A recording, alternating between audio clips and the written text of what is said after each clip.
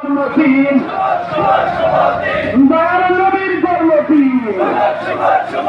এই আজকে আমাদের খুশির দিন এই আজকে আমাদের খুশির দিন